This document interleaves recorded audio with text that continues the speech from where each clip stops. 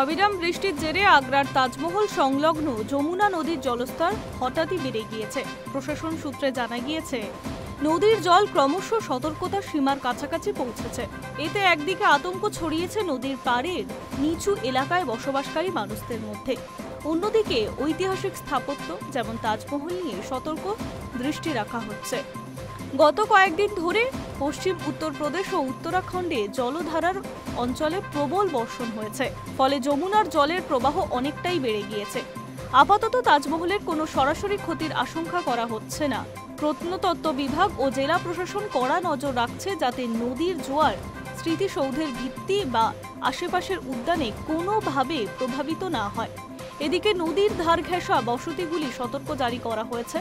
প্রয়োজনে দ্রুত সরানোর ব্যবস্থাও রাখা হয়েছে প্রশাসনের তরফে। বিশেষজ্ঞদের মতে মৌসুমে বৃষ্টির যমুনার জল ওঠানামা নতুন কিছু নয়, তবে এবছর বর্ষণের তীব্রতার চাপ বাড়িয়েছে। আগামী কয়েকদিনে আবহাওয়া ও বৃষ্টিপাতের ওপর নির্ভর করছে পরিস্থিতি কোন দিকে যাবে। অন্যদিকে উত্তরপ্রদেশের মথুরায় টানা বৃষ্টির জেরে তৈরি হয়েছে বন্যা পরিস্থিতি। বিপাকে পড়েছে বহু পরিবার। জেলার নিম্নচাপ অঞ্চল জলমগ্ন হয়ে পড়েছে একাধিক এলাকায়। এই কঠিন সময়ে সোমবার বিপর্যস্ত মানুষদের পাশে দাঁড়ালেন পৌরসভার জনপ্রতিনিধিরা। অন্যদিকে পৌর প্রতিনিধিরা ত্রাণ শিবির এবং জলমগ্ন এলাকায় পরিবারগুলোর কাছে গিয়েছে সরাসরি সাহায্য তুলে দিতে। বন্যা দুর্গত অনেকেই জানিয়েছে খাবারের পাশাপাশি পানীয় জল, ঔষধ ও অস্থায়ী আশ্রয়ের তীব্র প্রয়োজন রয়েছে। অনেকের পরিবারই ইতিমধ্যে অস্থায়ী ক্যাম্পেও আশ্রয় নিয়েছে।